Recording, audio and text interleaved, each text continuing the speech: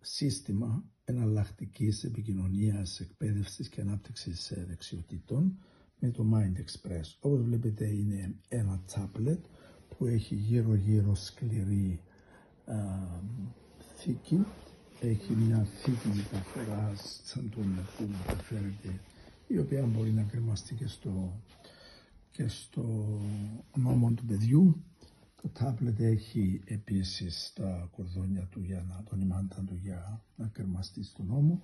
Πίσω μπορεί να γυρίσει σε διάφορες κατευθύνσεις και έχει stand για να στέκεται.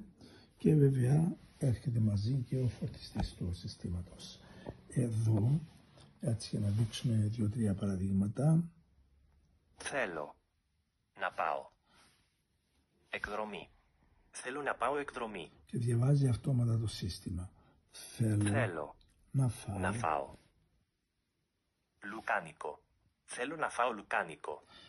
Εδώ σε αυτό το σύστημα που έχει αναπτύξει η SESAT Limited υπάρχουν περισσότερες από 300 δραστηριότητες, από τα θέλω για τον εαυτό μου, βοήθεια, το σχολείο, τα φαγητά, το σπίτι, η φροντίστρια, οι φίλοι μου, πονό, συναισθήματα, οι θεραπευτές μου, ερωτήσεις, έξοδοι, χαιρετισμοί, μουσική, αντικείμενα, καταστήματα, δεξιότητες, διάφορα δραστηριότητες με 2 τρόπους, γρήγορη ονομασία πραγμάτων με 1200 και περισσότερων εικόνες, υπάρχουν αριθμοί, υπάρχουν επαγγέλματα, ζώα, μεταφορικά μέσα, επικοινωνία, φωνολογία και ανάγνωση και επικοινωνία.